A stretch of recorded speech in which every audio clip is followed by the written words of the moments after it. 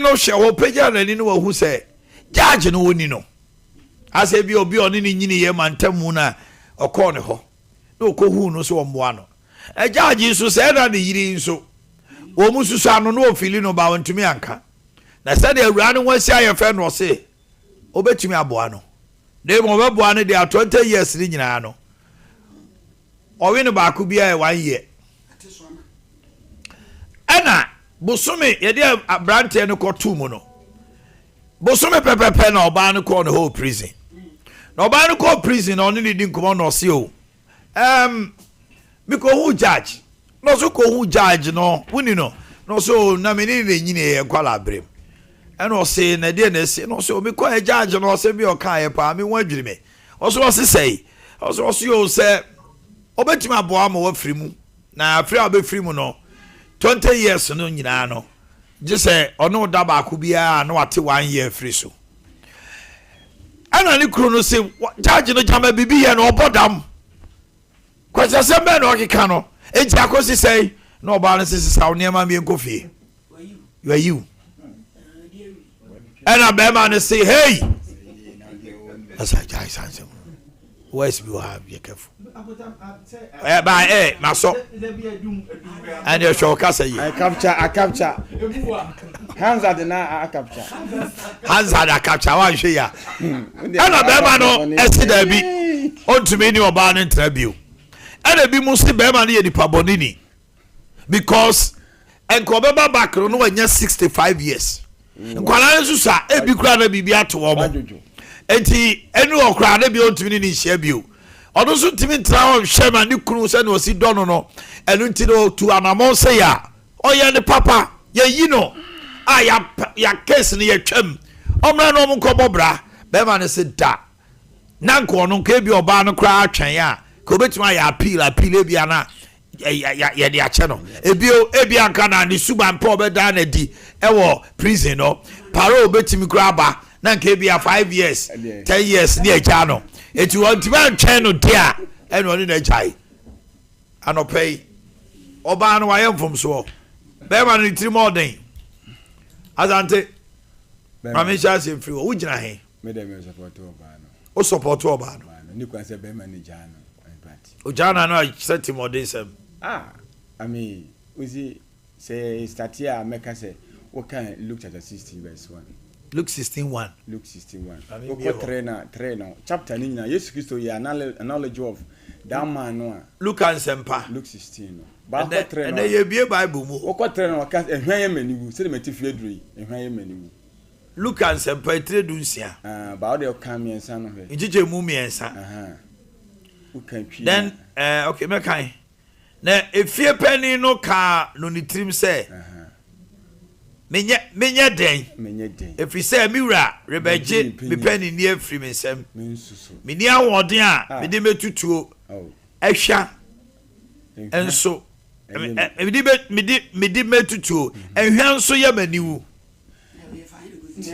asa wayiri obi kana sem we introduction the check member ba ho wayiri wujira he oba ko din se mu na ntire obi asoma onyano e de na chese de waye obi ni mo chena sem e oba ye se onyano e de waye e de na chese oba na bibi sansia onsan ko no obi ne nkoda obi asoma no onyano yaw akwento oba no ho ye na ye ne de senye no ho na ye ne da ukuna kodam kakra bi wo dwene de obedi 25 years kakra bi 20 to 25 years 25 years o twa say a wo ne jeje kwa kodi nkomo o de mama na kase 2 months so want to be change that any kunu bibi be oba want to be interest 2 months there be o hwemfie no a 25 years not 25 years oba no ho na ye ne de 2 months pe want me antira wo ne jeje e just 2 months o hwemfie no jeje se me du ba ko me yi ukuna ma yei to we no 20 akonta that say we no chechire mu ya akonta eye pa 1 round bia 1 year na say also offer ba ko 1 year it one day worry no every one bia one year ebia did that 3 rounds at 3 years akutaba kom na oba no the former boyfriend ni judge pacho you shame the former onim so what in Nigeria ni nyina na o se ni pay back one fee no ne mpere da okosi judge no waye fe wo pe no eno ne na kokika na wo si ne ho na ne de be ma ne nya no o ja no kra so a wo mfa no kwanto a wo ma na ba no kra wa we ya obamna ka mama na boss okay but yeah I want to get into I'm going to meet a very hostile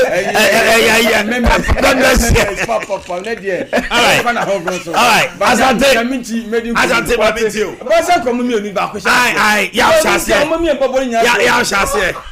what about yourself? I agree. Yeah, boy, okay, lady, oh, he didn't say.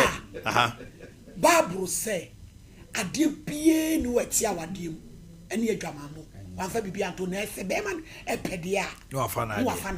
Okay. We wompe. Wa make wa yen intention say wompe.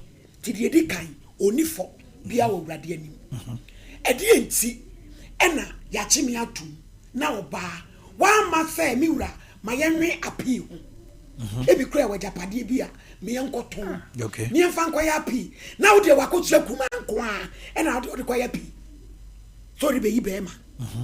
Na oba woni papa na kabinim ama ade adura to aduane mama no amene kunu no wasa be wa no wonwale ko se wonya sa adwen no ekoye sa ade no ewiase obinim de be si kina bia wo bebe bibi foforo be sa aba eno so sa ade be kwa na si awdo ya kowom so be kwa koyi na na decision bi wo ho a ka de de kan kura no ada na ne be ma na nkodwene ho se miura Jeji, me ko yesa sama woka na de so ku na dwe kwa se so ye papa ana se papa se da bi me do ka eye but menye na ye nhwewurade oba Samson oba Goliath oba Saddam Hussein ehuri china titi Roma fo akukodrufo ekofimu Judge fato Judge atupa wa hu bi da Judge for omo onye dey sa omo judge for omo onye da wo sisi asai say ya Judge for dey da ho dey Judge owo aloro da bi o te fa ko ni sisi kra asai so onye adwuma yes say ya sa no shake you no awoso adwie ebe frame priest is this a psychological a bit ma have be man ofan cha woda bra enu na ye sompa nkoma na calling obi friend say na yire akogbo dwama na ache ne twu o ma be pa chew enso hu oba ne se wote ho a woni adwe papa bia ama na wode daache ntoba no nko eji wonko bra ne frɛ me fa no number class me frɛ no bra se me kopa me ho ama be ma foforo ne me ada na mabɔ mi ko amane ana wahu no edi ni betiri mu dam o wo be twetwa ase kan ku chese pipie no abeya mana ebeya ne fɛ se wo de bo ano so de ya ni dey o ese bɔ ne fɛ free wo ho bra edi ehu bɔ ne fɛ free ano ode edi na koratwe emere wa nyina atwe bi no ai because wo be di dua wababere wa bobabo so no wako wompene eti saade no bema no ontumi ne wontena eti bema no so a wo free prisoner wade ne ho no so e se ne wa won wakoye no amana de ne ho wa soma wa ye bone won na nkodwe ne ho ne di kan na sen ko di kan ni bema no dwe ne ho na wogi bema na kwankyere me na midam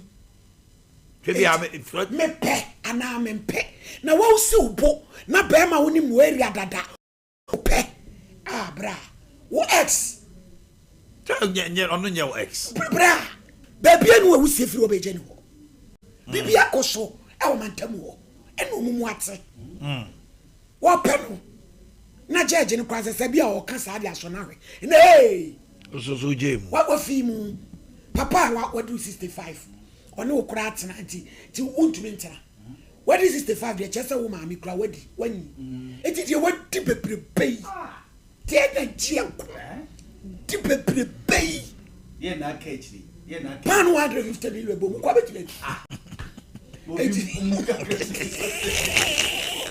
eti bra okay atwaye onyano fen ono an sanity on the mental health thing se be ma no benya atwen pa e de aka atena ni fie kakra na aka oba no so open no bra judge ni be na person no judge ni be na person okay Asante very no Eddie kind me say me wo ma fenti Eddie kind o mine quotation am de man na eye passage Yesu ma abasem bi say papa bi a no obi ye adwuma na empofiri mu yesi yeyi na die that's right no de emo wodi me ka sei no akotete ye bible na wie no ka say akwa no ehunu nyansa hunu say wo konnim kokura brema na wie ya no amodi ne ho bi okra 2 Yesu wie obaka say we na enema wiase fo no mpo nim nyansa chen about high that's what Jesus said bema no pen won po bandada we nka we say ka keep ni secret boko ono yeri ntamasem why enfunso na emom say enfunso no say eboa it's not to your advantage hwe DSC no oba no nye say se hu ye ni de wo wodwene wo hu ni wo ma wo de afiase over 25 years na obakura hodin be na awa wo say no oba ni wakɔhye mu biem ti oba na dwene ho say oh we de miura me ne wa anwene ho de na nso mu say we na be boa ye nyina na be ya meyiw na wo kura sa opa ebet mantem ko event betuo akoko bi be obi akura so nte e wu ye ntema na ye ntema se na twa adwumambo eno no mpenifo se opa ba Yesu kan se opa na obeye dey obeja no ba ne amanfo ade aye slogan se wo eye ya unse mema no bi kura me head akofo oba abontene wose mewura ma bodwaman ti jame wonti bi da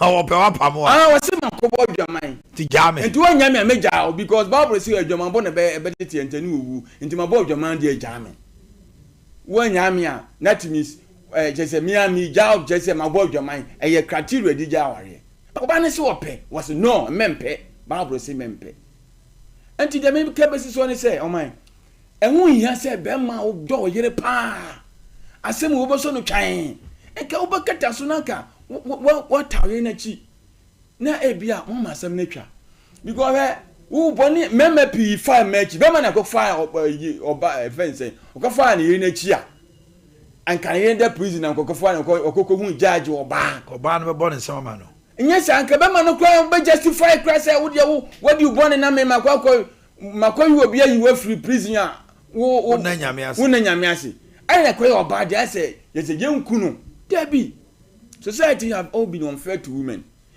why enfonso wa be ka kire no wan ka kire okwa na ko be ka say ya you be ko judge na say ni nka de na nka be ka ana minim judge no minim judge no yakope sike bia na kotua mi wura yenku fia so adwumambo no this is make us a white fornication white fornication white one because your white crime man for Jimmy white so this white fornication is for a good purpose now that no me pass easy for me hand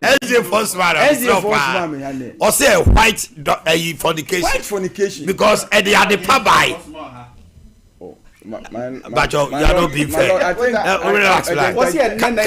Cancel. He has not been sent by any Adventist. He stands on his own as a panel member. Asante, go ahead. And in the view has nothing to do with Bishop.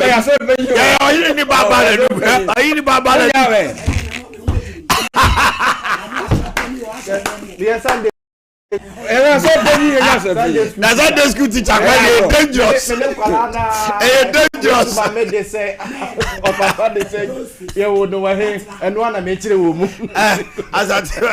So, and the Bemano, so pursue a job, but I know about him that I say, Obejano. Nanka, wait, dear. Sebi, a man people free. Cry you free, cry mukum, or mukuminima, no minimukana, or Matoma warriors. No, we are walk away idea about Bobu Sonina. Share more friends, sir. enkura be na se nu hwan na be he nkora no busuani bɛn hwan na ɛbɛboa wa na ɛbɛboa wo sɛ ɔbɛba yɛbɛyiwa pia bonten na ɔbɛso omi ahwɛ busua no na maya funso we ni ma sa ba nya akokoduro bɛka kyɛ mi wura sɛ na asia wo si wo gu aware no na wo dwene sɛ amane prison wo kura yare wo so eni busumi nsan kwa no wawu prison congestion wo ho no eni busumi nsan no wawu oba na dwene we nyina ho aboa sɛ wo bɛma wodi nsanfo nsanfo a memedi bebrebe nya mo tamachi oba kwan funso yi na mo sɛ ye nya aware no adibo wa ye na nambetima ye ni kuni atwasom we su kura nkempia bonten ne na mafo social media ne bibia so na enam from mem na da fidi so enti yaw gitumi sɛ oba na ye mfonso na nso mfonso we de ye de boy yes Kristo can plain sɛ ewiase emma no eni nyansa chen ehan ma no abra okotete eniema no so eniema no so nka ne kega sɛ yes Kristo o support corruption yes sɛ ka beka sɛ obi do ka 80 million we say hey to 60 we di 90 million we to 40 na me fair no fan ko bobra enye corruption but yesu e bona baso in that scenario enti no a situational judgment too is applied say you hwete bia no ne nsemedisi ye na yetimi di akwiti obi ana say timi nipa no finti o man me de for now they make can say be mari ni ho kwan bia obori ntu na de say obeja na yere no nya sebi edwama we and I say mo say okọ 20 as a day that one doesn't even come in sebi ba ko kra ye ba ko obi ba ko che obi be nu akokra na ho nya den ne ho odi anka wanka say opebe mpredu ne ho odi anka mienu kra na anka obehu difference nti ane ko te so chen no ano ene aboma se ni na aka ho yo akonta ba mentio akonta nukure wu me wiase tu kasa ne be makra na yede What's Isu bema. Akuta se be amanfo beti ase. Bema no de amanfo na adwene ye. Akuta abo 9, abo 8. Nkola obi ani fi obi akọ school. Ama kwan sabre. Me ba choba chow de enti. Obi si wa yakoda. Mo ebi awo exam so. Ba choba chow yaw. You are on the floor. Let's hear you. Akuta wiase ade ye pa ye yiridie. Wiase ade ku bema ntam. Ade ku bema so be musu bia fa yire ni sunsum ni bibia ye yiridie kundie de nya ya wan o kasa no to yedi wanye ni asante kundie de nya ya asante oyini kundie nya ya asante oyini ye buso asem kundie nya ya nya na kwa mlo wana ba tade Okay, I have allowed that interjection a little. Yeah, useful interjection. Oh no, I allowed that. Yeah, I'm with you. Me de akweta mpanimfo se eni enhu a enye tan. Okay. Eni enhu a enye tan. The mere fact is say o ma mahunu no. I just o pese o ma ne ye me tan. Ti na wo ba manima ba. Ti na nkedi so o ba ne be kan e bona ma ne. Wo adwamanfo. Oba ni adwamanfo. That's it. Akota nukure wom yese. Oba no. Eti na options na wo betimi afaso de ayi ukunu every prison wo nyina ne se obekwa ma judge se bi wadi wo. Dabi. Nana mpaebo asa. Mpaebo asa o wiase ana. Come Liberty Conference. Akota Liberty Conference amanfo ba be jinse nkyerene eba utu wante ana. Akomkyere akota etuatwa maame no osa Heavy. Oyare osa Heavy. Osiri mako ade kra ne ba de tirim se wo hu judge no kenka ade fam ye submission activate in kind Ose I nearly died because I came and saw my wife sleeping with another man in our house. Akuta adia If you want to raise an objection, my lord, draw your attention. I strongly object this. No, you tell say objection, my lord. My lord, objection. There may be a what Hello. Lord. Listen, you have to say an objection, my lord.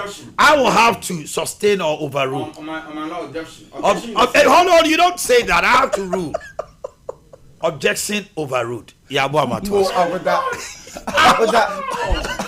Agyawa continue. We kra ka bebesi masem so say yiridie eyapa. kum bema ese bema adwuma ese bema sika asante yeboa ese bema kra no ni dwa ewo wiase. You are trying to support him. I added a voice to yours. You did not complain. Oh, asante. Cancel. Be careful. It was about the 19 to be conco per lawyer. Emom conco file appeal na. Asante boy. Why are you being so jittery this morning? Asante. No. Asante, no. Listen. Asante, who do bad there?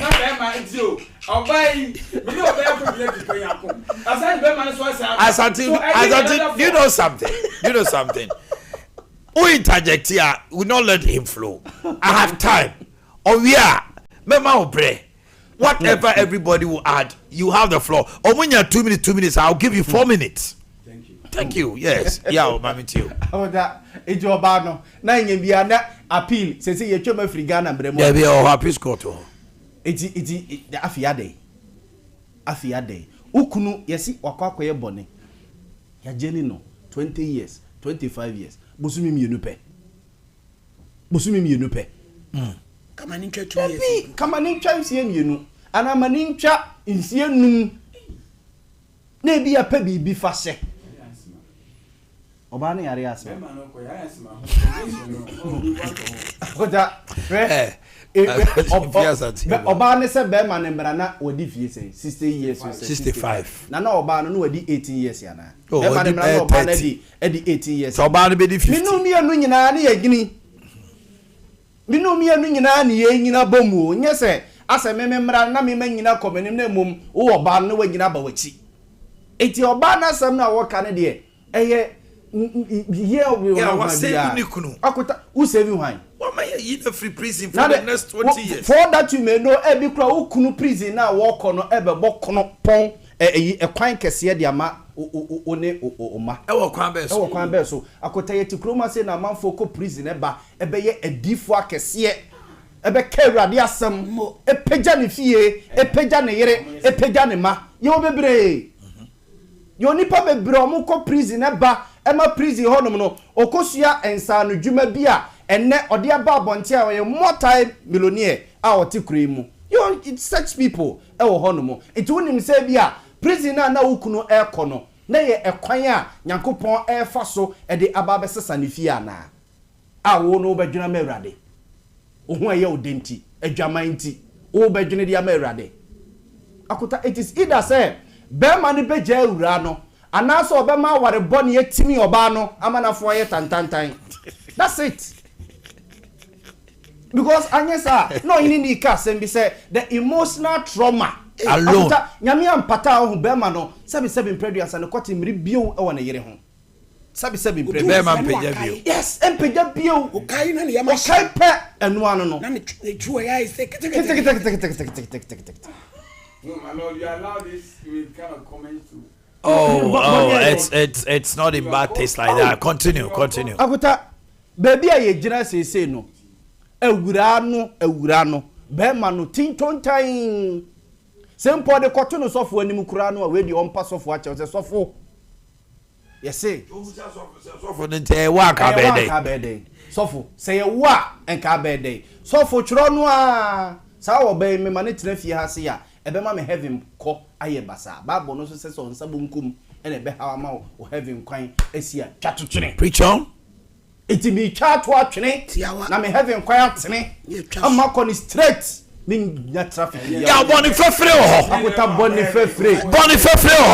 fefre na ayi Adam na de by force me fa boni nche enye by force akuta say what's it mo fan che no de achamo nene ese ni akuta nke nyina be ko heaven say Yakopon no so wo twere boni ato no ye ba wakenkan kire on van che say Yakopon so wo twere boni ato oh yes is that not I in the book of life say ye twere boni ato ho no na wo ba yakenkan kire ne Yakopon say boni fafiri ho no ma urade ye ya boni fa che ye that's all the chair dey be odi free but nene wo twere to wo ye dey omi heaven memory okay memory Yakopon kra o memory na me nipa Minya memory. Yaw. Oba no, when me yi wa free prison. Prison. Kwa bi ofa so me yi wo no. E bi a wa nwini ye. Moment of insensitivity.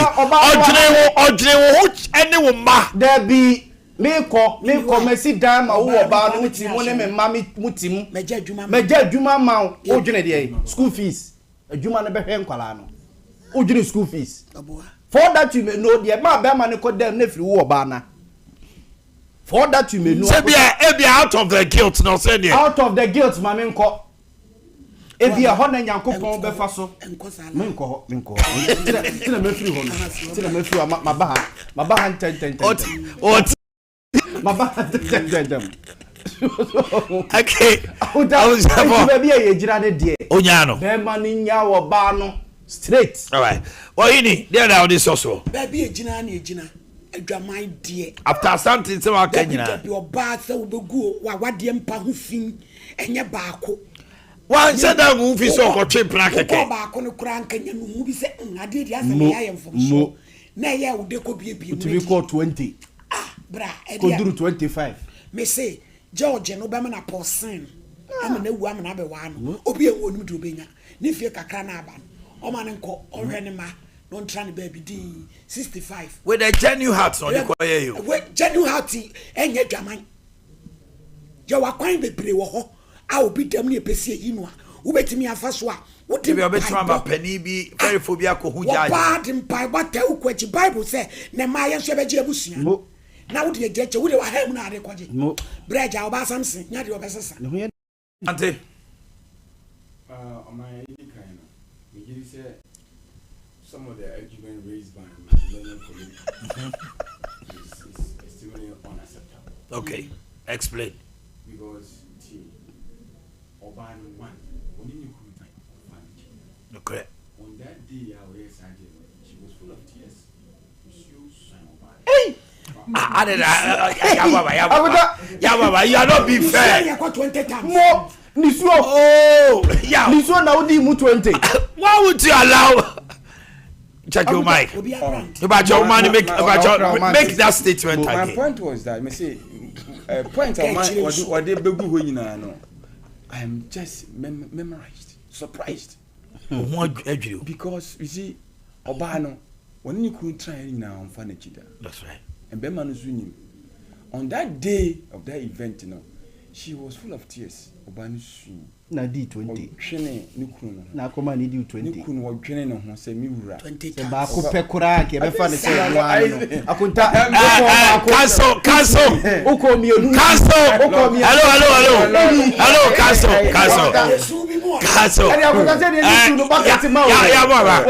Allow Asante to make his case. Na Yesu swing. Asante is making his case, please. Asante continue. The next interjection, I will get you out of this court. I allowed it. I will have to allow. A fruitful one. Mine was very fruitful. Very, very intelligent. Go ahead. Me say, I have a war. And yes, Obana in Pebeba no yes, no. We see, enquada yi dachi. Papa ni send many city. No could have fiasse. And never see young quada, we jaw once I see swa. And Craboni some ye. Papa sooner he is the head of the family. And yeah, I jump on a cry no bandy yes, no. That is where I think say they have to understand it. Obano nyani there. And no kuhun or junior. Oh my, there are so many examples everywhere in the Bible. Making my more example here. Joseph. Potiphar yi twa ntroto no so. Nyankopon hwe ma enu kotu ofiase. Okotwa anyi fie. Nyame na boy da so bi ba ko. Say me answer will come out. David me say da so bi ba ko. What you say? Yeah, no credit ko fa no ko pie. Okodi na yi. Dem pese me kan say, Papa we beti me adawawu because what gift do you have? You never as one akoso da ya ma wa kokopie free as say be che da ya sibi ye guy da yeso na one or last time we nya say we leave no it was that instant we nya tell me ka say situations many pa bone no any judgment bi o wa obo wa e be che no obo so enfa nche no enti oba ne de no eye yaw areho ene bae nye se ope obema no judge no gidigidi anti dem pese me kan no pay ni say etiefo na hefo very soon I think you are going to the post. Yeah. You be going to the post. Yeah, the Kangen phobia then we activate the post. You go to the post. You see, look at the situation of Banuko and say, put yourself in that condition. Man can say the normal fornication thing. No. 20 times normal. Hey, as I say, we do it 20. Normal fornication. We do it 20, 25. What's it? Normal fornication. I think, gentlemen, I am not getting the best. Gentlemen, allow him. Go ahead. As I ask for delivery, I've given him enough time. If they interject, they don't say they have not given enough time. These are some of the tactics I think they will adopt to try to derail me from my delivery. I mean, and it's allowed. Oh, 80 million Obano, why, yeah, idea. I was saying, and two pieces of ban, what said, don't you say, of course, Berman on cat was so near Casimura, Miss Chasso. Let's move on. Because, me say 25 years ago, there, Piazza Bano. Berman 10 gram of Bano Mwakwa. At the end, and San Juma Bay. 35, I found out 65 or days and Jabba Bay, Ghana. Never know who could San Juma Quano. A job of Munya or Crown is 5 years now. Mine no KFC, no 70 years. Mine no, it be a KFC. No. Kentucky Fried Chicken. Kentucky one. Oh, yeah, one Fiasse. Yeah, one Fiasse. Or military. Or the Fiasse. Or my starting business, no 70 years. You're gonna hire one. Nipa say the free prison bar. Ababeye every business. Most of them come back hardened than before. And your bunny who's Bame who are asthma. Situations are gonna your investigation reveals asthma. And now on the was our also we see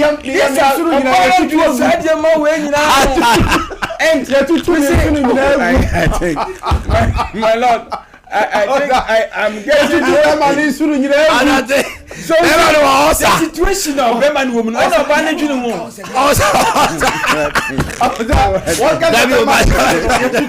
Yahweh, he was thinking about the health condition of the man and the prisons for the husband. For so say about the first prison war. The husband will come back the same.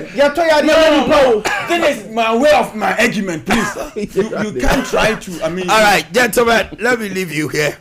Now I will come back to you. You rise for me, and then you save at that point. Save at that point. I said save it.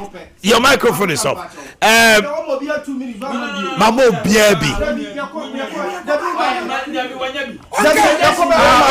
Okay. I think so. Yow. Yes.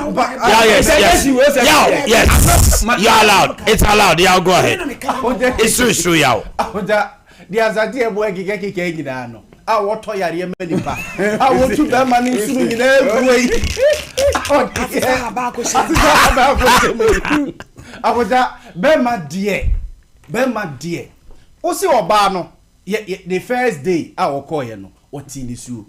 I dear, why you acting this so dear? It was a demand for the man's release. It was my point that you want to. I mean, no, but you did the same too. I now to tuna basana say to so you the same time. Go ahead. Someone obi kai wa numwa just say obi ansa wa num. So ti ase. Na otimi yanim ba kum yenu miensa o fa akosi aduonu 20. Ne dae no. Be ka say me ne wontra kwatawe empedifo ka asem bi kire mema. Se bema. Susufo ahoden ma ema. Bema jakakra na wo bewu a wo de apre ebini ne bema na ba beye no. Onya oba no na ahoden kakra na aka no. Judge for bo ba bewu a wo de apre. Judge for risk ya kese a wo mo no. Akota de pia wo judge for wo ma na bibi do mo no 20 ene krama kota judge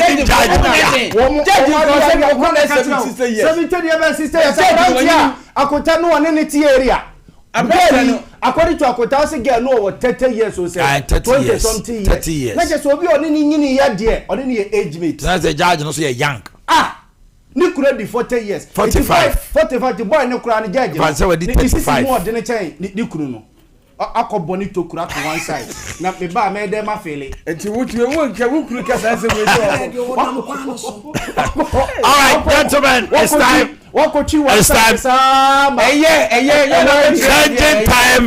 Kangen time is here. Thank you, gentlemen and the lady. Kwaba, motie ni nyina moso debate no so asase ofio. Debate so ofio. Amanfo so debate pa obi ni kunu wose ka beja me wose ka memo pamontem. Also ka memo ayade pa memo atra ho.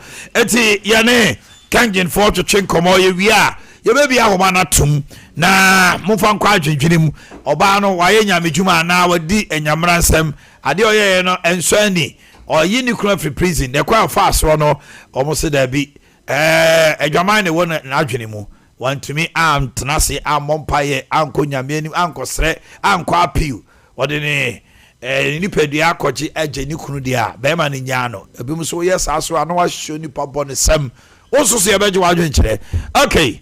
Welcome, good morning. Good morning. Now, I'm going to say, hey, and now I'm on some video being up at the number status. I'm saying, hey, we are my charge of me. Brand ambassador and the Mutuamka. Okay. Now I want to say, Obapa, I want to say, Mammy Chimano pay. My Iiadeakye for Sompa 93.1. I think Kangen, magic drinking water, no, trainer. Most of the people listen to your station and almost meet monka was Sompa. Obi to try to make us a better 3 years near Omanhene Yaw and that tells you the consistency. That's right. Mra na ebi doubt in church na Peter ne esuya for na de ba no. Near one person of the Sahindra can say a true dear Gamaliel or say let's give them time. Running a betches, I didn't consistent. A bijna. Time and over no ya can has in Sona ye ton Kangen in Sona. It is a bit different from the other waters in the sense it's not just the alkalinity, but her procedure the producing in Sona different from reverse osmosis no.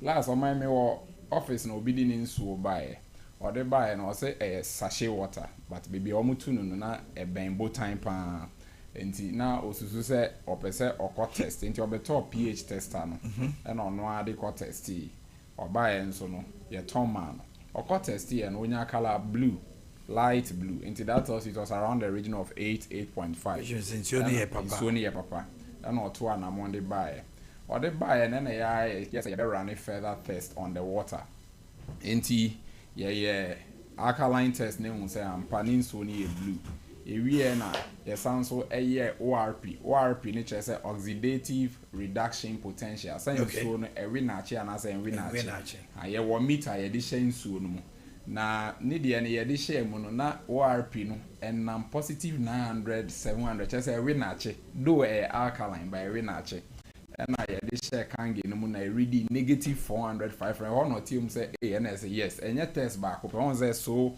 we have alkaline water and then we have very good alkaline water and on the properties I want Abia na need so very good and unso a wutu na Abia na ben but Abia na wa ufie ye go people come with their own waters last week say mama penyin bi buy or buy a testing in so na wetu so fie na very acidic na yellowish. Now, anopay ni yepese ye share Kangen water the way it helps prevent certain things. Okay. Yen cancer in soni yedro, but ye can say a strong immune system, no, a protective body. No. Born by free, yes. And afe in sono niama wudi ni niya wonum anani awutringu very essential. And your video be a war also. Anopay sa won so hwesa video ya wo fie obetimi afa ofo na wata be a Kangen water any ya recry how. Ubia obon say a trial second so no my boa say sound na betimi aba. Okay. Nothing worked. But since I started drinking this water,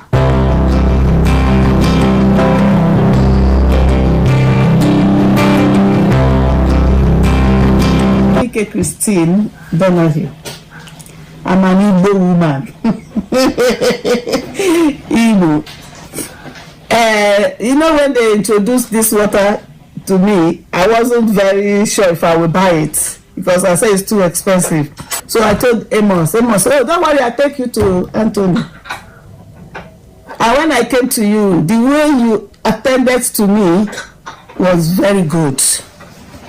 You give me that courage to go on and buy it. Then I started drinking this water. I saw a change in my life. Before I cannot mop the floor. I was sweeping outside when he came. I can't do it before. And then I was cleaning my cupboards, my room, arranging everything. I said, God, is it me that is doing this? And then when your mom gave me the water to wash my eye, when I put my eye in, I look, no black dot. Even as I'm looking now, no black dot. So it's going to heal me entirely. My diabetes will go. And what I notice in this water, even if you finish this 5 gallon, your tummy is not going to. Better if you drink one of this, your tummy will be big. You can't drink more. But this one, you keep drinking, and you go and wee, and you keep drinking, and your tummy will not protrude. Very nice. I walked from this house to Tesco. First time since I started drinking this water. And 2 days ago, I walked to Tesco and walked back. No pain. No pain. Blood clots. Oh, blood clot, right. I've not been feeling the pain at all. I have ulcer. In short, Anthony, I can't know what to say. This ulcer was killing me. All the medication, nothing worked. But since I started drinking this water, Kangen water, ulcer is gone. Now I put pepper in my food and I eat. Very, very, very happy. Yeah. I hope my happiness will make me to faint. Okay. That's very powerful. Yes. Adansi aye mama edi utimi hu say Iiadeakye Abia. So first no can be so ordinary ehye nsuo mu. These are things we don't normally even tell people to do, but obi o just by faith. Me wo so for mama bia na ono nso wo eye problem. Na Pentecost of mama. So I don't know say akwantre or whatever discernment she had. Now she had a problem with her sight. Obi ne need nsuo no edi ne need to nsuo no no. I say within less than 3 hours she was able to now read. She no longer uses her glass. Your mama being so asonoman so kwanta on this stretch. Also say not to mean kind Bible without her glass. Now say the visibility are very blurred. Also the need. So sometimes they tell me and I'm amazed. It is just drinking water, but because of the properties now yet different, how it is produced, technology is different, internet, and money be unique. Or cassava also. And when I quickly me smartphone and I me type it Kangen water and ulcer or Google. And this one they be a cancer to say and yet say ye cancer a drew name ye head away to me boy no a grace ever slide no Kangen water and ulcer. Now, if you Google the AI can say Kangen water, which is alkaline electrolytes reduced water, just a cryoelectrolyte, may offer potential benefits for individuals. Working car say with ulcer due to its ability to neutralize stomach acid and potentially protect the stomach lining. And the stomach lining in the crown acid, excess acid, it may destroy. And after stomach acid, and so it to me cause ulcer. Now, when they be an hour ulcer, we use medications. Some of the times, or most of the times, medications no one is side effect. Just drinking water. As some say alkaline water. Okay, kind to us. So I talked to you about the neutralizing the stomach acid, protecting the stomach lining, and reducing ulcer severity. It talks about even preventing it. Yeah, third point, no. Reducing ulcer severity. I do quickly, but you bet me a zoom third point now, a study on mice. Or say, almost a research with ethanol-induced ulcers, and ethanol more or less alcohol. And thank you so much. Inti studies on ethanol-induced ulcer, and afi omo ma asai kran Kangen alkaline water say alkaline natural mineral water, a type of Kangen water, and omo say it had mitigating, not only mitigating, and preventative effects. Are two words you be say mitigating, I just say see ade no ho kwan and I see ade no kwan, and afi preventative say on twan say ya re ne beba bet na omo ansa na we kun eti enti Kangen alkaline water ne de bia can say process I the produce no e ma ne eda so na say e unique in its own way. Okay, kind other versions you can read a Kangen water and a menstrual cramps. Then read the next slide. Kangen water and menstrual cramps. Say a emma omo be boom na omo be boom nsa sorry effects omunya. Now you heard the AI nyama you can pick your phone and then read about it. It is not just mere water we're talking about. When we come to the studio, we always try to demonstrate Kangen water and menstrual cramps. Yeah, AI can. Kangen water, also known as alkaline electrolyte water, may help reduce the severity of menstrual cramps and premenstrual symptoms. Studies suggest that drinking alkaline water, which include Kangen water, can reduce pain and discomfort. Microphone also. Yeah. Okay. Engineer, ni tofa ni se obi ekobu nsa. There are pains it comes along with it, but also Kangen alkaline water there. Then there is no way you feel these pains because it is able to reduce and bring it to a bare minimum. What are we saying? We have different kinds of waters here. And this is the reason why we say not all waters are produced the same. So I bet me I tilt here by glasses, so we have water 1, water 2, water 3, and then water 4.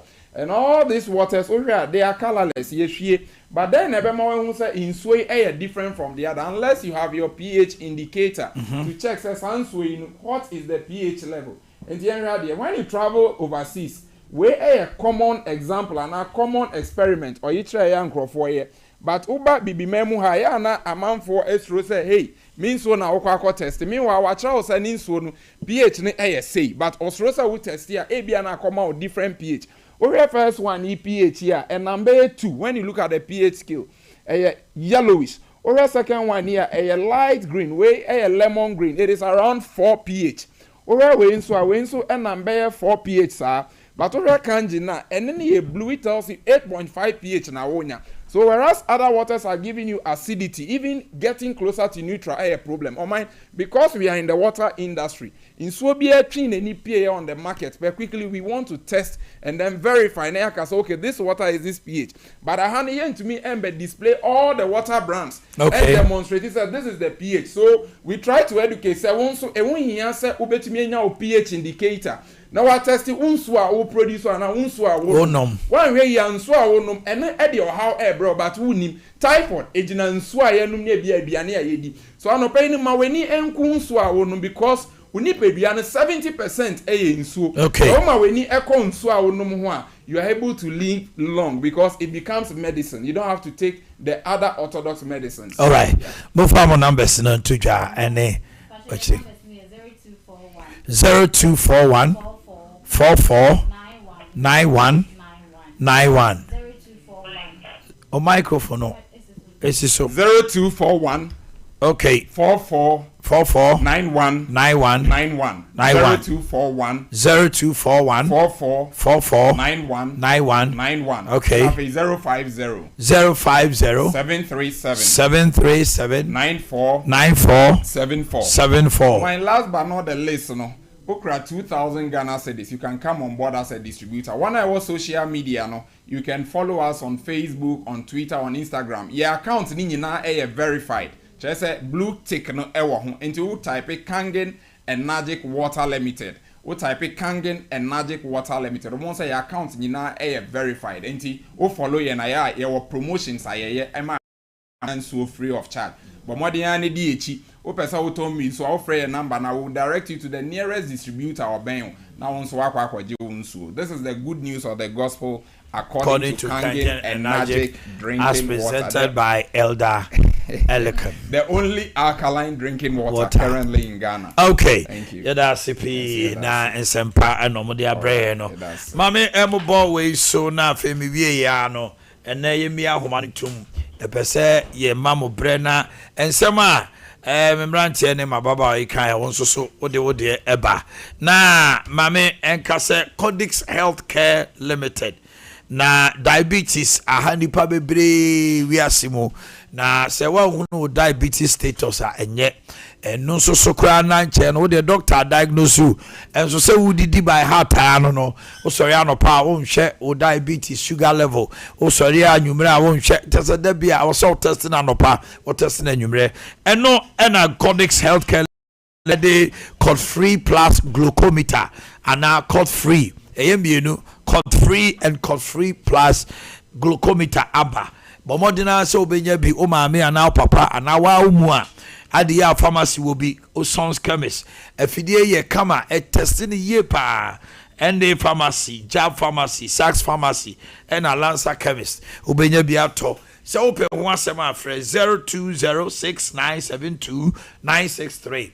and 054-06-47-867 na bibia nkoso kama afei tieme oya bema okosinani anu ate ahwetim obema epeja ni mu anse mu peche emai yedede obai na wamuna na chiw uhia donek heba bema na jojo so saa made ache o prostate no waka o moja ni ntimi ndi afusani ye wa dwene no so ene obi buso asem akina refuge o kasakra refrain ade brain function waste space Donek ebeboa Freya was 0246-727-677 0246-727-677 Sunyani ubenya bi ato Kumasi anomo nkra shama dunkwa takwa oboase ni nyina da ubenya bi ato di ane se obefre 21st clinic asye ye ne ewoi ewo twa hanomo ye wo top floor ena omo yase pe bobodin bra beja ya hwe efri wo sciatic nerve e ho atochima broni friend sciatic and we are the experts ye bomodina de mfidie sisi wo so ye lab ye scan ya massage ne de bibidro kan ma de akofia konoma ma ho aye oten frey was 0540 311 3A cold capsules koko hawache bomodina ukudwaso bebia Colinac Dani Mr. Apidango Kumasi I will say we pay 3A cold capsules ebe ship pounds no koko na free ho usisi ya ya no as ebeto say jo afei yema 18 no so free ho enka so baba nkwadwuma 0546107107 afei chichiri wo say emra we use Yaz toothpaste total care eno na a bon ho ban free seproye kaka ene anka bi asise wo se ase wonu beda o kama o kasa gu nipa so a hwehwehwam afei white ne ma o se fita mo atima sere ye afei herba no so e ma o se den ye wo brush bi to say princess monarch duke Duchess and a kiddie Yaz brushes in Oko just busa na bibia nkosona was sent Jumedina Koye Dawood Heba yen near the 360 capsules near the Dawood ointment. So I call Jumawa Bahu to 2 and I was as a bro 1 to 2 would that now because me as a casene war come as a panye be war Honama boho unya 360 capsules on bobo now the ointment literature ubeda sorry 110 Bomodina so be 0244 86437 OCP Ghana Limited yen and ye de atoso de ho fertilizer aba ye de atoko ebro mo ne mo amudua nyinanta se mra du se udia bro we ya OCP mra du se udia atoko nom ne mo nom ne sa de ma cereals no we ya OCP afei atoso de ye vegetable tomatoes nyadua ne ho nkro ne ba ne nyina so we ya ye OCP 15 ana OCP 10-20-10 na wakwaji OCP TSP ama di wodia edua legumes factory family no and OCP aba ya dwene bibre mo ya dwene Ghana kuafo ho frey was 0555 909437 0555 909437 ash foam onipa sa wokoda wo se utiminya a good sleep a very peaceful one da ye boni a wo susu nyina wo na mattress papa so alu duve e cha say eframana pneumonia na obenya ko ash foam ne koji duve o curtains quality city obi bo rafie no curtains kra o de boni ni de ma pillow a woda so wo mattress bed linings mattress toppers mattress protectors pankasa beds ya je kama any foam papa bi ash foam no catch yourself for ni kire Kumasi Mall Santase Tafo Ahojo SG Mall your Melody showrooms any main office nyina wo case no obenya bi your number 055-657-9214 055-657-9214 na bibia hedai akoso kama edi amount ash foam feel it know it afei adwumakuo bi a ode eniema eba han meka canopies, chairs, buffet sets, peace tents, couples chair, the only engagement and now when nobody bemas is no or much as a handful. Tables I would mixed fans, I would do a bubble ball more fan. Now when you fear you num, unim catchy, unim said you see low do near Africa mugu for ma. Kahon, ne friend number is a see an a juma ba. One more. Edisania may rent. Oh, yeah, wedding. We hear canopies, we hear chairs, we hear buffet sets. Number 0244 265987. 0244 265987. From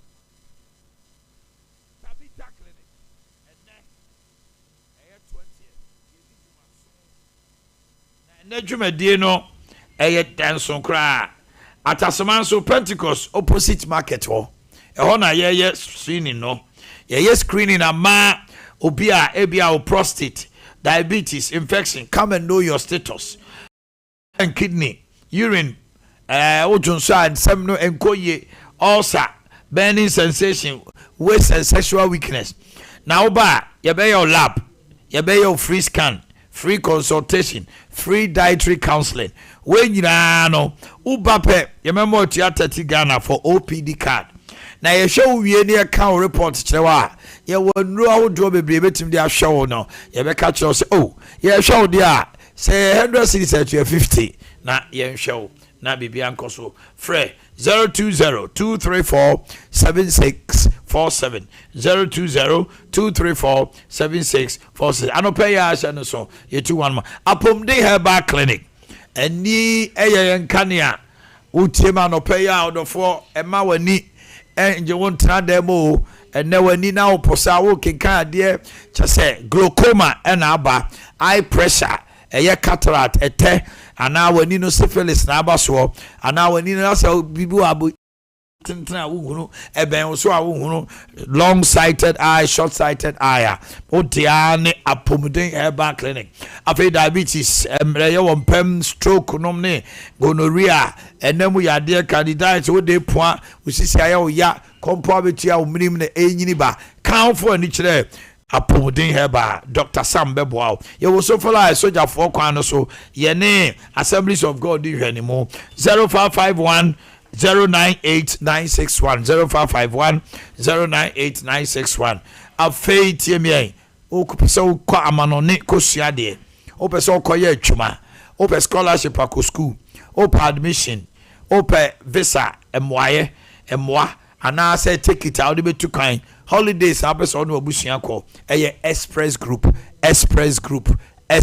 fa near the word to Canada, USA, Australia, nyina ye do beko na ye ensori amanone ye ebima professionals no for ye satunum GRGMAD any TOEFL person go school amanone outros answer we nyina just to tell your IQ and your curricular level. Kumasi Asafo Labor Runabout and Kadeshi First Line for 0249 000448 0249000448 and a 055-555-067 055-555-067 Jabi Rabank yedi asempaba yedi asempana bu na asempei eyese unieme bia ba wo se ukoyie anase u pesika koto ne ba bi fast on say dwano du me bia bibi timi ba na short yaw asante wo say who pay sika dia koto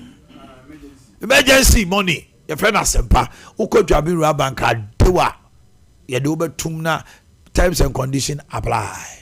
Okay, I want to sopa and no a fixed deposit interest rate was so na niji say why fixed deposit no open bosia utumi de ye collateral eje bosia me who be obabia just a trapping rubber obapa loan scheme I the former monka mobom mo ye hairdressers mo ye tailors mo ye way mo ye seamstress mo ka mobom ba ye mema mo bosia na interest that form na sa bosumi na moratorium and say ye ma untia just a bosumi e be chemu no small and medium enterprise mo ye mo djuma ma share djuma se imfidi djuma ketewa bi kra na pese obie bra na ye ma obosia na fa koye djuma 0271 409340 0271409340 and 0208521668. Ejoso bonwire dwabe atimeti wonwe Roman Hill magazine supporting pom fumesa ene adehyeman ena omo honomo so ya sene bia di dwumade bel ene obi di na woda Honorable Louis Afo, assembly member for Seshi Eluokrom electoral area. Louis Afo from Obrempong Kwame Yeboah. Reverend Emmanuel Uswefriye of House of Faith Ministry. Today is your birthday. Happy birthday, Reverend Nyame Enshirao, from your daughter Beatrice. My sweet wife, Nana Fia Santoa of the Dish Restaurant. Hey, Efia Mejano. Also, Fia white rice be. Omonwan wo jom. Oman bidi ache. Kotodeni pedia. Yes. Nefia we dia wasumo o. Nefia Santoa wa nya de. Also amu fufuo no na salad bi. Salad cream bi. Na pedia bi eni tiri ho ni kotodwe bi. Na sa combination no. Correct pa. Nefia. Ni kunkwan no de ama no. So ni kunu ayi. Ai. Ni di ni kwa ni cream de say. Ai. Bogas or Mike no. Oh, nickname be. Oh, nickname be. Papa. I said Papa why be. No, no, Kwana. Now, if you're all having your TV, so you're so having Happy birthday to you, Nanefia Asantua of the Dish Restaurant, from your hubby and the kids. If you cronin of running now, fried rice, white rice, yaw, correct. To be by say. Je kuma brosa area ona ba kusu wodu yeah ade na boy pa eni kotodwe bi na say round ena ba kusu wa bisa oh nefia ne why ni pa why bonne nefia why am dom Regina Fia Bawa of the Chiba Tanoso Health Center and they about trinkwa said ni nuane ayi ni nua pani ni what call they say the this na band a patase no yes Esther aye eno munia ba akopa so na wa kra no East Legon ayi Savile Row okay ayi otumfo okay and yire no omunia ba ba kono no sa anti eno so mu fie de aduane ngo a papa wan so mfa no kwa Papa. That's how we run Papa. I had to go to $900,000. A special birthday to my sister Gladys Opoku of Edum MJ Electricals from Berrimo Drone. You know, Gladys Opoku. When him the Hokama. Godfrey Siama Frimpon Lasco of Santasi and Petia. Today is your birthday from Berrimo Drone. Bill Berrimo Drone. Adi Wajafo. Prince Kojo Bewa Abroa, CEO of Super Prince Fabrics. Prince Kojo Bewa Abra, CEO of Super Prince Fabrics in Rome, Ashtown, from Sir Ima ACCI Church Choir. And then Abigail Abna Boatema. This is coming from Akosia Somoa and Kukua Jando. Abigail Yabatema Nana Mindie Yabidie Nana Mami Yamroko Yaya Nana Debbie, and our papa see me no, and one damn. Abraham, happy birthday to you, Mininuzo. Boatema, a Kumasi media, you know, omo yemenka ne say ye yire ba kono no sa ai o female journalist oh sa na no man fa ne female because kuku ani akosua na e wish no Abigail Abna Boatma oh ifa on cry say crow station bay oh sa na so na akosua o se ka de ka ho kuma say media no den de omo mu nyina mo ye nyina ye yire no ye yire ba ko pe and hello wifey okay you be about to bring say hello moto hello moto asante okay bring say hello okay ye bia ho manatum na wadaroma oba ho ma no so a aha na ayabama adeshima ho no once we sanne methodist for no ho no aha methodist for ni mo o de call a friend say echamfo market aha Morocco ejana one okay ejana one sa ejana one na jana enye be a Dr. Caesar one na but we Dr. Caesar was here but we the next line no the next lane and I walk sani call Morocco ho no na de call Morocco ejana one o mo ye di bet him bet mabru bi asoro ho na de o mo ye no in fact omo ye dey asaba bi omo ye ni gidi ama arehosem ni say e man na e wo ho no omo hu say de ekoso no nyen so omo tone mamu suru abred for ba hoda ba di congestion enso sanku free do muntim di congestion o de obede o di congestion omo ye di congestion so mabuni by 9:10 ho to be 2 omo ji manfo sika gidi eni omo to omo wi mi say omo atwam but why should this ajana one omo start ajana e ho na say de mehu say me copy ba akoso na emrante agina ho no omo ando aha ya mesho omo to be say omo yo ele ade de oti obedi oh we ni me kwa medi say don mo ja ojina no obi afeche no omo twe omo botom no we omo fom na omo koto bet ya ni ye nti nyama ekoso na no odi oh can form nancy form na mo ndi congestion wo all right ye bia ho mana tum koma edi na no pa no yaw wadwena sesa akuta magwena sesa bebia me gina be ma no so oba no se wanya no no ye na adwene so ne betena se ne me kan no oma ware bone nko oba ne tirim oba ne mfonye tantantan mema so ye health mental health is very important akunta ase bebia wiase aduro no ase ya fa ne se be ma de be ma nie nigye so hu be ma kra de wo fi a ya me ba ya ebia na obi join yes yes mama san team oba no yes oni ni kru na tie mabobra ba o memu mensa be ma no asema ba e de na koto afiase odi amfi aduanan no prison when 45 years ya jailing for 20 years yes to oba no ti ahona ye yo pagya ne ti no hu se pimpani oni no asa mantamu no oni no ebre bi asa koye no e da like crab oba no ne nanye anya hwe oba na let wampene na yire no wampene eno ko hu judge se busia to ko hu no eno ka se wo tomre no na manijo but embom sisi e de ukru no betima yi no nanso me we oba ko bi a 1 year to 20 years no after about 2-3 months oba no go sra ni kru prison eno se me call judge no se judge no adai eno se o judge no ka kire me se metimi ama na ni ma ye se dia obeyu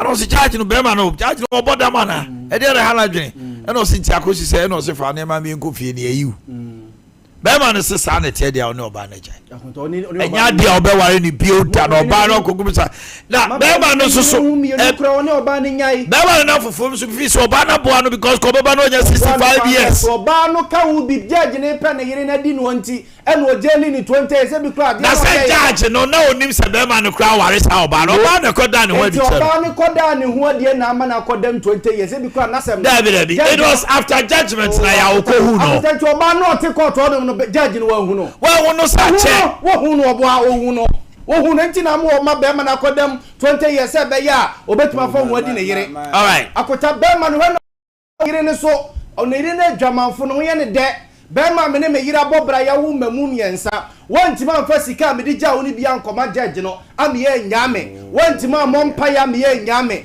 wantima anya akomtene wantima nkofa lawyer nko appeal okwa me ne diu asante ba tie nyame Adante. Meja. Mami ti asante ya. Na sika bebrebe ho. Na lawyer for bebrebe ho. Enso dey asem ne koto nim nyina no. Ye ma 20. Yiri ho hintia. Yeah. Allow asante. All these resources no. Enkofo akuku dan lawyer wo wi ase nyina. Ho achia eni chachu ena ho akwaye. Ni nyina ji 20 years the amount. That's right. Afabona mu se ni ne mu se asem na nye sikasem. Nyi sikasem, enye mrasem. Mu o de besi masem so. Oh mani kasa ya baba. Akuta o de besi masem. Council, if I hear a word from you again, I will charge you for contempt. Let the marshals run. The judge has taken stance over this. Oh, man. Judge. Masha. Hey, Masha, for that, Oma make you man. Yes, so we demonstration. Obana was emra, Oma would emra amfa. Minimum way amfa. But oba or call hono. Let me guess a first day and she wept. And yet idea now, but what ye. But demands and only ni yere no kuna mania wonam. Mama yemfa to a true say me say wo be fra. Put yourself in the shoes of this woman. I mean, Yahweh, I dare say, Sabi. What do you want you to run away? 20 years, no matter what you prison. Bemano, Uncle Fanya, no, Bonina Odi, and I know Asante said. Papa no yare osa. Akuta wanyare osa. Oya asthmatic. No, prison. Medical condition. Medical condition. Akuta ne osa no asthma no oko prison wa ebibi. I was unim. We are branch you. You are treated as a criminal. Whatever. Etino. Opanu sama wenja. Okay. Shema nikunu. So what the phone na se be pie efiaso aba. Enti me sre mikunu. Boni say no makoy yiridie ya che bibia twasuboko bedie ne yiridie na kurudie susu ya obisu se bisu di ukuna ya wo ye be mentra o ka se ma ne ma be ma de no yiridie ya ye se me na mkoye oba no hade nye oba na be ye me ho hade o sorry a me na mitisika de koto oba ne betena me fie oba ne me koy ya mfa nche me akoda say headquarters. And he said, Jimmy, I will have a message from headquarters. So, and you know, I'm going to say, Obana Jim Bonnie, or dear, okay, now let's activate the lines. About your numbers, no, 0551 931 and 0548 931 931. Gentlemen, nobody attacks any caller. We are telling you, you don't have any suggestion. You have said enough, all of you. Mama, so much of my dream. I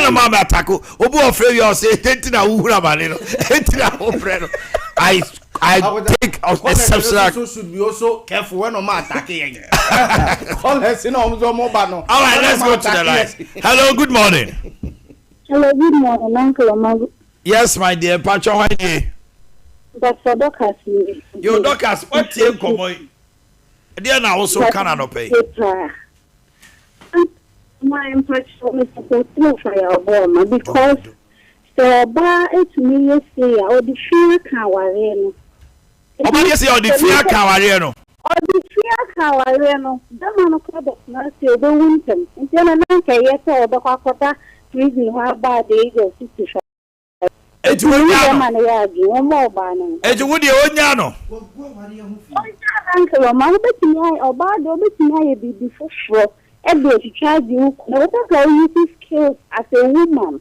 And that's what we deal with him. Because there is no problem. The other one could deal with him. They charge you, Nana. Okay, Marty. Bacho. Give me a pen. And then me person me did be to Sunubian Castle. Let's go to the next person. Hello, good morning. Good morning. Good morning. Good morning. Me Pacho Wendy. Pacho Mabuchi. You honorable, my entail so adventure. The Catholic Assume. You. Our TV volume didn't call off why. On say the doom no cry. Obana ka fẹ́ fẹ́ ṣe nukunu no. Ọba ni bẹsẹ wẹ de o sie ni kunu no. Ọbẹ kò sie ni kunu no ẹni mọ̀nà tó n tó kwan yà wọ́n fa so sie no no. Èyí ni ta yà bọ̀ ọmọ ẹ̀ kí tó tẹ̀lé. The client, I said. All right. My lord, this particular caller, you take exception. I said he's becoming more like You see, the point is that I said, put yourself in the shoes of the woman. He's putting himself in the issue of the matter. Okay. Hello. Good morning. Good morning. Yes, sir. Pacho, why do you? Pacho, me and you. The Omanhene Yaw. Why mistake the better wakada kwana tire. Very faithful woman. It is a very Timo Dion. Yes, I think Omanhene Sicilia at the end. Okay. And my uncle, my animal thing to make the blue. I will be to be kind of okay. Thank you very much. Thank you very much. Hello, good morning. Hello. Yes, sir. Pacho, how are you? Hello, good morning. Morning, me too. How are you? Okay. The friend Nana Puku. Yo, Nana, you tell one pay. It's a friend, madam. Okay. Now, the attorney say 20 years here, Okonomi. Obey me, we did that. Okonomi 20 years here, obey we did that. 18 hours, Marco Pevina, you are common sense. I mean, common sense application. Okonomi 20 years, thank you very much, gentlemen. I initially made a caveat. Okay. What am I to say? I said, you know, Metro Max. I mean, this is so we go to what am I here today? Metro. Please. It is not too. Can I go on my lines and hear from my callers? Hello, good morning. Pacho, why this is a critical election. Also, I'm on the line. Hello. Good morning. Your microphone's up. Good morning. Gentlemen, let's have some sanity here. Hello, good morning. Hello.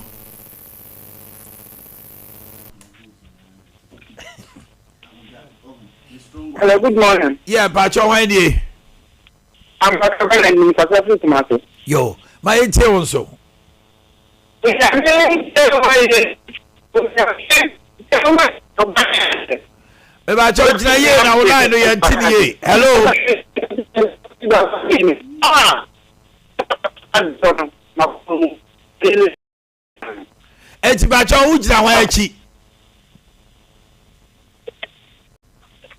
Hello.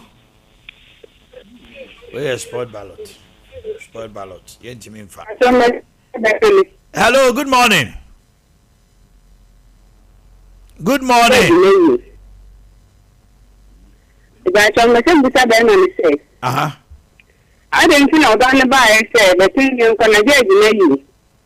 One can say, Uncle. No, say, come say, Menko. Make me try me fee. Madam, thank you very much. Yeah. Your microphone. Yeah, wait. They don't know you. Kasa can enko baby out. Yeah. Your microphone is off. Hello. Good morning. Hello. Good morning. Yeah. The judge has taken sides. I've never taken sides. Hello, good morning. The electoral commission. Yeah. Let's allow our callers. It's under the umbrella.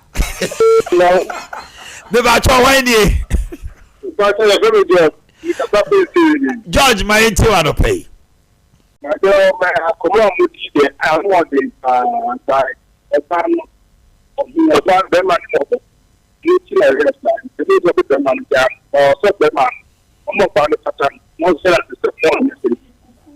Okay.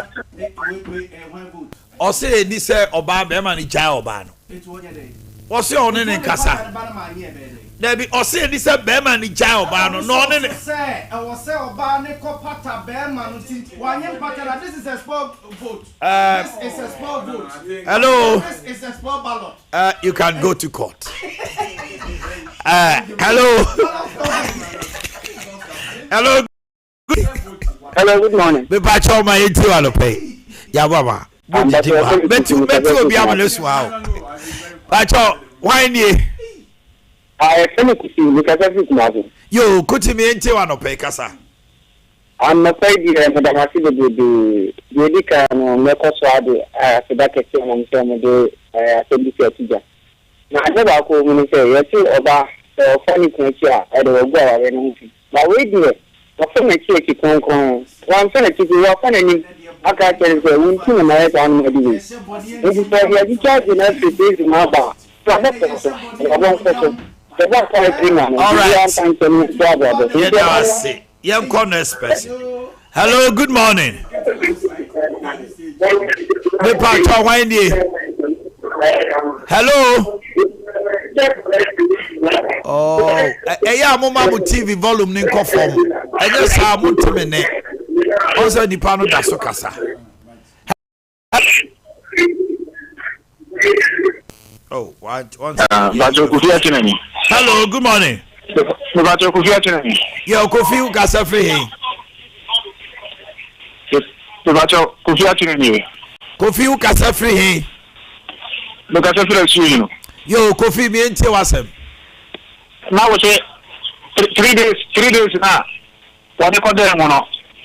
Me ba cho 3 days. Yes, after 3 months. After 3 months now, they're getting the say impaired you know. Aye. 3 months 20 times. Now me get 3 months no offer say. Okay, me da say. Ya hu ba bia wo gina. E ji wo de enyi so so jano. What the 3 months and 20.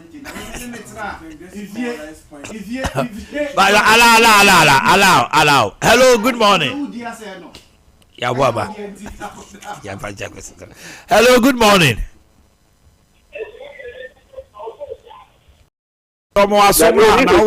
So good morning.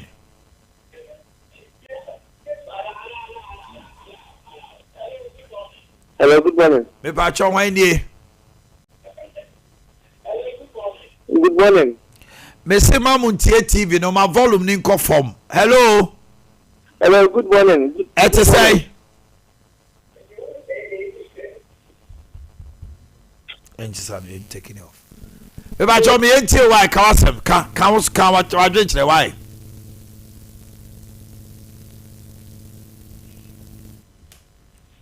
Me pa mo cho. Wa wo hwe o TV so no. Dum volume na ansa no afre. Anye sa feedback no o se wo pese utie wo ho asi ansa na wo so akasa esa mo amesremo a why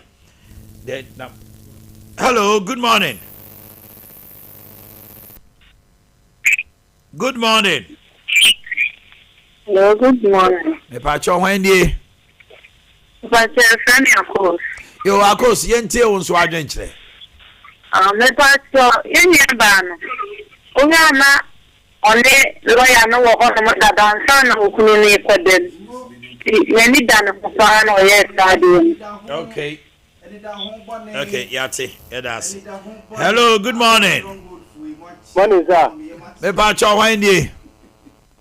Your friend Nana Yaw make us free breakum. Nana yetiu. Yo, we near body and we nyame so adwuma. Ji be ma no kopa kakado ne hwentia bi na ja onfa ma ne yere no no wata na onfa na ade sa. Hello, good morning. Mampo ma yenti wa no pay. Me pa so libri mo ga wona muda. Muda ka bi oba na ko betina. O kwa dem say kan 20 something years. What no jaro. O se dia. O se ru dia obese ma. 3 months na papa ne ba na nu enkawa ayi no.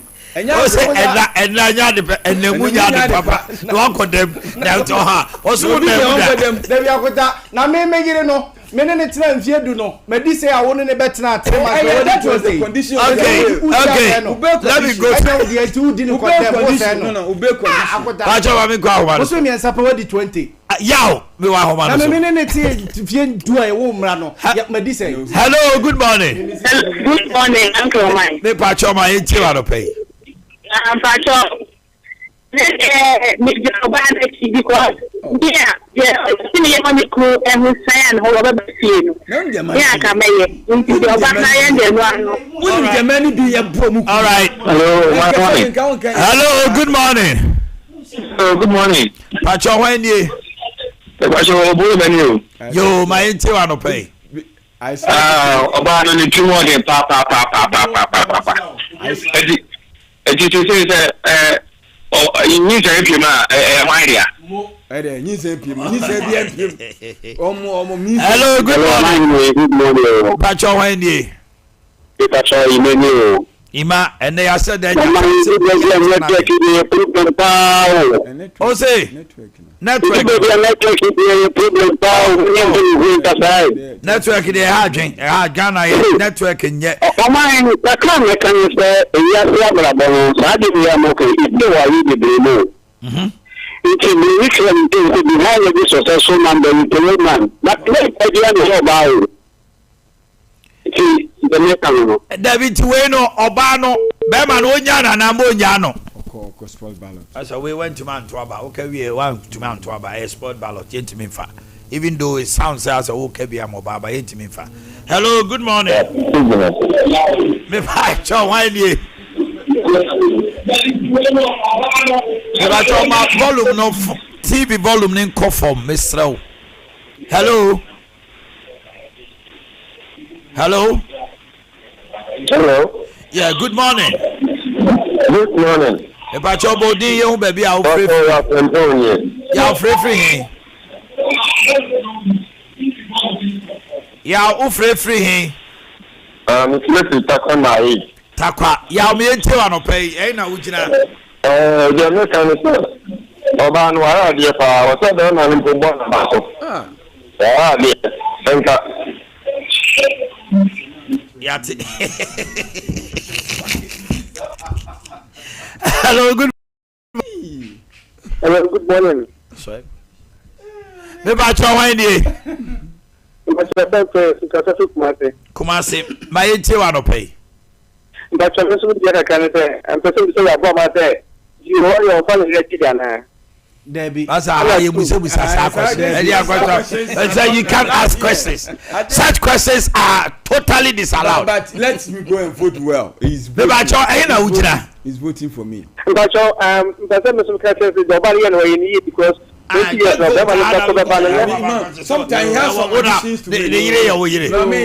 Because he never had that personal experience. One no fa the yire chira yire so be fa na chi na ate ateka one yire no ho no muza za questions no na befo ano.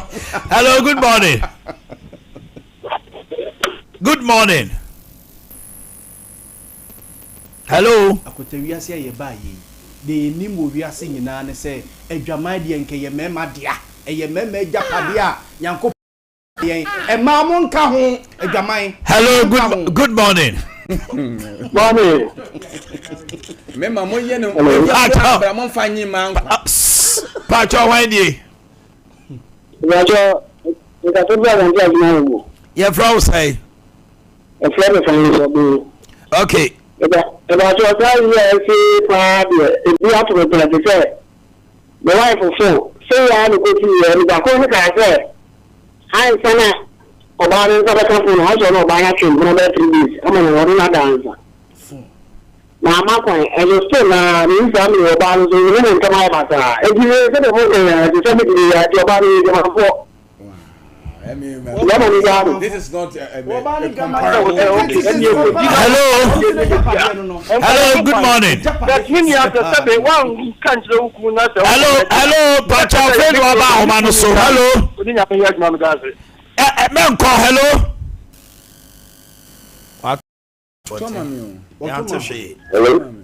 Hello, good morning. ene di ase me pacho wan die me pacho ma me too you have to be very careful oba no ye dey okay hello good morning voting time is voting time will end hello good morning hello good morning oh network good morning me ba cho say yo kwajo me enti o ai na wugina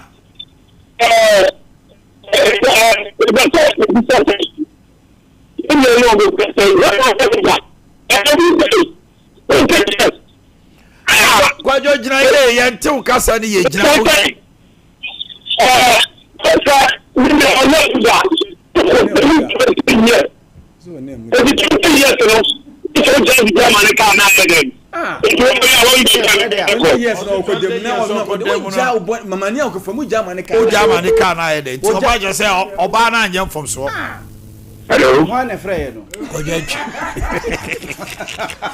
hello good morning hello good morning yes sir pacho why dey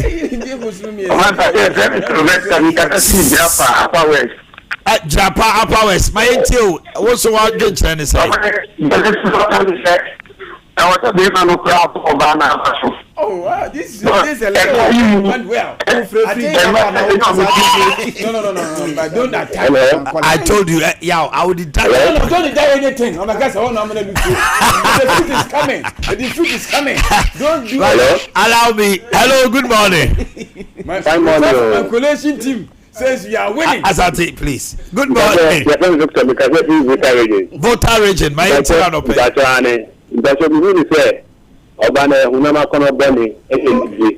Okay. Hello, good morning. Yami Adam. My entire no pay. Yeah. Mama Mintino. My entire no pay. Yo, my Minchia, a yawa baby phone. Many because of my media, I think that is all Bana 1 year. 1 year. And I can't say Obama said 1 minute. For some Obama to be to say, as some say, and I judge no I can't say 1 minute better. That's a whole place okay, and yes, I saw yet at the Akona to be in the dia. Don't walk on it. There's 7 one more woman yet. No. Okay, may I say hello, good morning. This is very good. Me pacho wan die. Kaswa kojo me enti wa no pay. Na sisi ano be wan pesu ja banana so de. Was so aja no. Se mu na wodi no bra. Se obadia me kwadia on sign na chinko. Na me so me ye na me ye because na me koye na man ki. You say any non power sanko reason na me ya si ukunu wan fa nyempa bo wan fa nya komchini. Hello, good morning. Good morning. Gentlemen, let's have the floor. Good morning. Yo. Hello, good morning. Yete won kan hwan nie? Friend Daniel ka tesu ma so akede. Daniel ma enti o so wa dwen kire ne sei. Me eta Omanhene. Oh. Okay. And that's why, Daniel. Hello, good morning. Good morning. Pacho hwan nie? You have voted wisely. Takra dem po ma enti wa no pay. Me pacho Obano. 20 minutes kwantu agina ansan wona be ma ne koda dia. Nemo wayam from society. O se be ma ni janu. Okay, we da say. Mo ma me sra. What say this vote a man who moves him man ni nyano and a man no so no nyano. And this is a serious. Hello, good morning. Na me ka adwama moye ye me. Good morning. Pacho hwan nie? Pacho primary we ka tafi dizeli. Pacho yenti wa. Ya bo ba ja. Yes sir. There are a lot of work at every day. And not by a new booty. Only the trip procura the Japanese or mouse, so I know it was Antina. Them found cotton. Personality card work or two. Or try to about you. Pata, Obano of the Berman Papa. Okay. Hello, good morning. Pacho Wendy.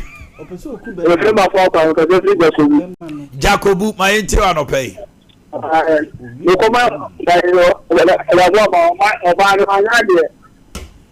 Mo Nyamishrao. Okay. Nyamishrao. Hello, good morning. Hello, good morning, my home. Pacho Wendy. Pacho, tell me how one, but it's a breakum. Breakum, my interior pay me. Okay, sir. I don't know about you and one idea. It's I catch my you're getting up. You don't get never go to mine. No, One them no munya one with them 20 years. Beman or them no say. On your once Beman in San with them. Akuta Bemano or them no say. Hello, good Hello, good morning. Good morning, Me Pacho Wendy. Okay, Safi. I get a job. Okay, my interior no pay. On the first day she wept. On the first day baby. Hello. Hello, good morning. Oh my lord, This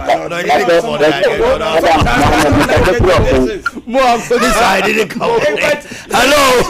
Got your bani second time to say there's a man Janet Election is getting close here. Put yourself in the shoes of the woman. Hello, good morning. Beman in Sanko, them one chance and on Sanko de prison. We have 2 more calls. Hello, good morning. Electoral commissioner, no. Why is it there? He sees. I've not even counted the votes.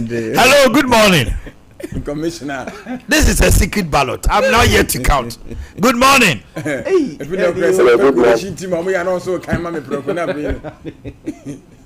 good morning. Good morning. Why do you? You come now yet you. I'm going to be anything Ah. What's say? One count your bad best. I come back judge. Okay, and you do this. And you give this. And you give him. I'm not saying you. What's the judge with the 10 cracker? Sako ye ofrey only 80 years. He doesn't qualify. How can you say? You know the voice. I can detect from the voice. It is voice. You can say that. The voice. Hello, good morning. Only 80 years. Hello, hello, good morning. Good morning. The batch of ID. Hey. But you don't know what is happening here. Yeah. Dr. Edna. The batch of ID. So message was against the batch of me. At least Nelson Mandela, so for 25 years.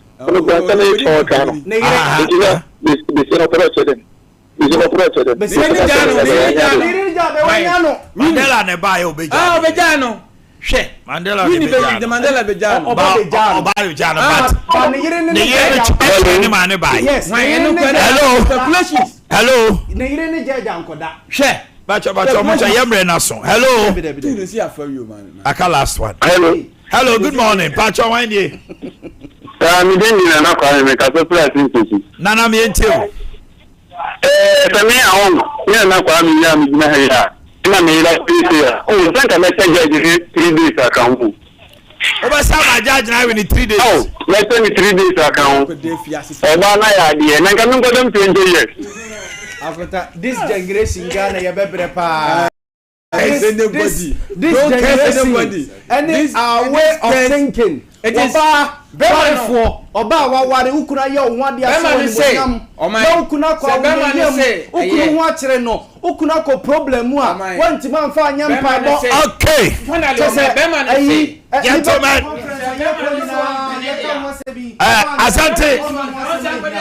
Asante, my time is up, and then on the score sheet, on the face of the pig sheet as given to me, the electoral commissioner, the Mr. and Mrs. Party. And then represent.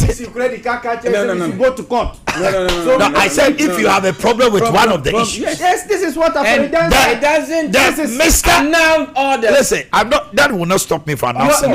You are emulating Afaridan, and in the end, you know when we go to court, the Mr. The court. No. The Mr. and Mrs. Party had 15 votes. Oh, okay, they did well. Actually. And then the sole commissioner, the controversial party had 17 votes.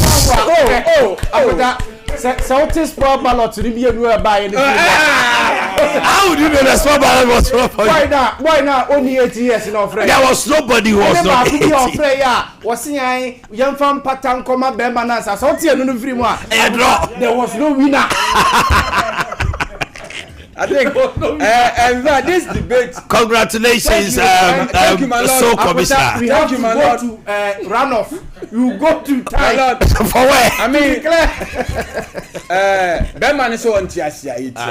We now ban na on Sanko. Go the president. No, and now Obama go judge no such in to. I was here for Edimusia. On a Friday morning, we wind down so that we all stress will come. And we do this to wind down. I want to believe you all learn from it. Nyame and Kamunina Mohoya Damas the ceremony at now. Those are Sompa 93.1. It's time for full time with the crew. Mama, have a wonderful weekend. Bye bye.